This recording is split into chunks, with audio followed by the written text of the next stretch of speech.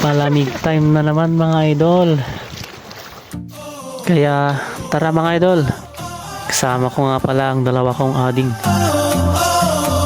si Ading Amboy at si Ading Aaron. Dito nga pala kami maliligo mga idol. Simple lang ang trip namin. Ito, pahinga muna, sabay inom ng tubig. Yun oh,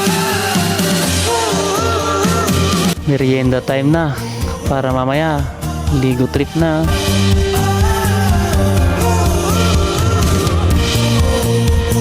Araw-araw na nagtratrabaho tayo,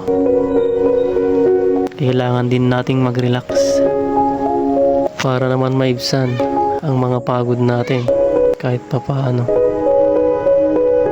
Kaya pag may time ka para mag-relax, hanapin mo yung lugar kung saan ka komportable at makapagbibigay saya sa'yo.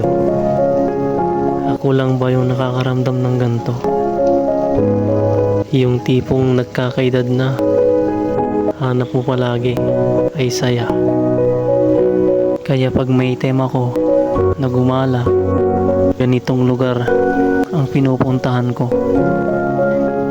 Kahit simpleng nature trip lang, basta't ang importante, masaya. Dagdag pa riyan ang mga kasama kong bata. Dahil kung wala siguro sila, tsak, hindi rin sasaya. Kaya nagpapasalamat ako sa dalawa kong kasama ngayon, Ading Amboy at Ading Aaron, dahil sinamahan niyo ako mga ading ko na mag-relax.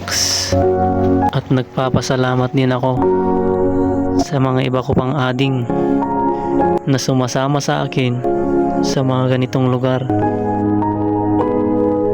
Anak mahirap lang ako, kaya bahay, trabaho, trabaho, bahay. Pagdating naman ng day off ko, doon na ako gagala. Hahanapin ko yung lugar kung saan ako sasaya at makakapag-relax. Ganito lang kasimple ang buhay ko. Buhay mahirap, pero masaya naman kahit paano. Hanggang dito na lang muna mga idol. Salamat sa panonood. God bless you.